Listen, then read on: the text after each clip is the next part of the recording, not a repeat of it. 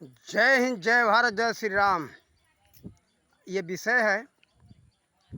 सभी लोग चाहते हैं सुसंतान, यानी सुंदर संतान हो, विचार का, आचार का, सभी तरह का आज्ञाकारी पुत्र हो। श्री राम जैसे आज्ञाकारी पुत्र होना चाहिए, ये विषय है आज का। लेकिन देखो, श्री राम जैसे पुत्र पैदा करने के लिए, हनुमान और राम जैसे संतान को पैदा करने के लिए उसके लिए क्या करना पड़ेगा, ये हम सबको जानना चाहिए। नहीं जानेंगे, नहीं समझेंगे तो अपने आप श्री राम हनुमान संतान पैदा होने वाले नहीं है उन लोगों के जैसा। देखो, अच्छा फसल उगाने के लिए किसान को कृषि का ज्ञान होना चाहिए, तभी अच्छा फसल उगा सकता है। अन्यथा फसल अच्छा नहीं होगा। अपने आप उगाने के लिए अच्छा बीज हो, बीज के साथ साथ खेती अच्छा हो। अब इसमें खेती का उदाहरण है और बीज का उदाहरण बाप, और खेती का उदाहरण माँ। माँ को भी वैसा होना चाहिए। बीज अच्छा है तो खेत भी अच्छा हो। उसके उपरांत उसमें अच्छा खाद हो, समय से खाद पानी दिया जाए। तो देखो, ये माता पिता को ये क्या जानना है जरूरी। अब आज हमारा समाज केवल मूर्ति पूजा, धर्म ग्रंथों का पाठ तक ही अपने आप को समझ लिया कि हम अध्यात्मवादी हैं। और मजहब में क्या है कि अपने अपने धर्म ग्रंथों का थोड़ा बात कर लें और अपने धर्म ग्रंथ का पाठ कर लें, हो गया अध्यात्म। लेकिन इससे होने वाला नहीं है।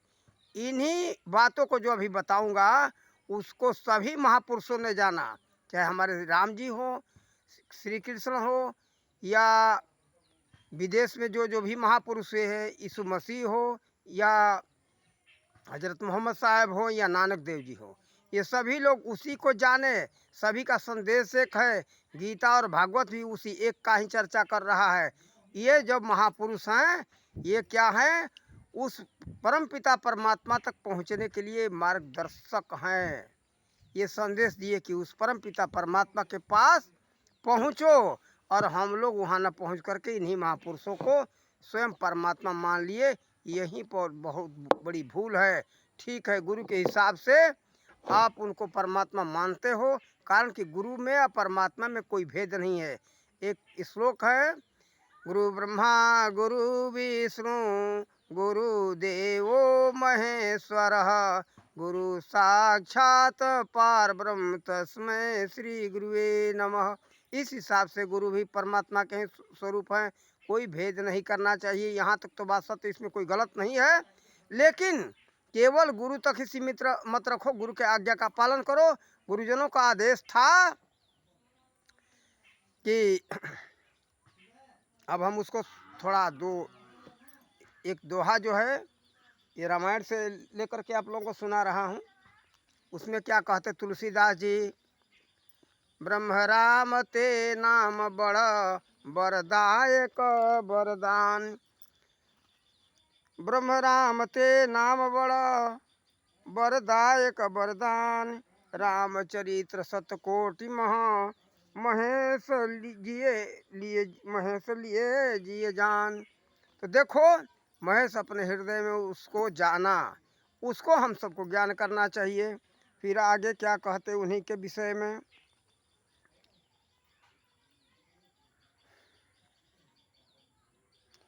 जासु कृपाय सब भरम मिट जाई, कि सोई कृपाल रघुराई। जासु आदि अंत को जासु न पावा, मति अनुमान निगम अस गावा। अब उन्हीं के विषय में, उन्हीं का जो है अब वर्णन करे, थोड़ा 4 पंक्तियों में है। बिनु पद चलई सुनई बिनु काना, कर बिनु कर्म करई विधि नाना। आनन रहित सकल रस भोगी, बिनु वाणी बकता बड़ जोगी। तन बिनु परस नैन बिनु देखा, बिनु वाणी बक ग्रान बिनु बास अशेषा। त्रुटि हो रहा है, सुनो, दूसरे बार सुन ले। तन बिनु परस नैन बिनु देखा, गरई घ्राण बिनु बास अशेषा, अस सब भांति अलौकिक करनी, महिमा जासु जाई नहीं बरनी। ये किसके विषय में है? वह जो सर्वव्यापक परमात्मा हैं, उनके विषय में कहा गया है। ये सब लोग जानते हैं कि वह परमात्मा कण कण में वास करते हैं, उनकी बात है। और उनको जाने बिना, उसका ज्ञान किए बिना आप ध्यान साधना नहीं सीख सकते। और ध्यान साधना सीख लें और ध्यान साधना करें, उस परमात्मा को प्राप्त करें। हाँ, अब असलियत तो नहीं है, लेकिन हाँ कुछ जो है अनुभव होता है। अनुभव के अनुसार सभी संतों ने, महापुरुषों ने बताया है इस आधार पर। लेकिन हाँ, उसी में जो है आनंद है और उसे शांति प्राप्त होता है। सभी को, बड़े बड़े महापुरुषों को शांति मिला और उसी में सबको शांति मिलता है। कोई उसे इनकार नहीं किया, चाहे अपने देश के संत भारत के हों, चाहे विदेश के संत हो, सभी का मत एक है। और वह सभी ने बताया है कि ज्योति स्वरूप में, नाद रूप में सबने बताया है। नाम रूप है, नाद रूप है, यानी आवाज़ रूप में कुछ ऐसा वर्णन सभी लोगों ने किया है। ज्योति का तो चर्चा सभी धर्म ग्रंथों में, बाइबल में है, गुरु ग्रंथ साहब में है और हमारे वेदों में है। तो देखो, सभी में बात एक ही है। तो देखो, कहने का हमारा तात्पर्य है कि आप लोग उसको जानो, ध्यान करो, सुमिरण करो। बिना ध्यान सुमिरण किए आप वहाँ तक पहुँच नहीं सकते हो और तत्काल प्राप्त होगा नहीं, उसमें बहुत मेहनत करना पड़ेगा। जहाँ तक हो सके बचपन से अभ्यास किया जाए तो अच्छा होगा। और अपने बच्चा को राम और हनुमान बनाना चाहते हो तो बचपन से ही आप अभ्यास कराओ। देखो, ये सभी लोग जितने बड़े बड़े महापुरुषों को देख रहे हो, ये नहीं कि बड़े हुए जवान हो गए, बूढ़े हो गए तो ये लोग अभ्यास किए और ऐसा बन गए, ऐसा नहीं है। इनको बचपन से माँ ने संस्कार डाला और आगे चल करके जहाँ गुरुकुल में गए विद्या अध्ययन करने के लिए, वहाँ भी ऐसा ही संस्कार डाला गया। गुरु बराबर जो सुबह उठ करके शौच के बाद स्नान करा करके पहले ध्यान साधना कराते, उसके बाद में हवन यज्ञ का कार्य होता है। हवन हवन ही होता है और दुनियादारी प्रपंच नहीं है कि घंटा भर आरती करो और जो है 1 घंटा 2 घंटा स्तुति करो, ये बात नहीं है। ध्यान का सबसे बहुत बड़ा महत्व है। देखो, आरती स्तुति है, गुरु का है, लेकिन अधिक समय बर्बाद मत करो।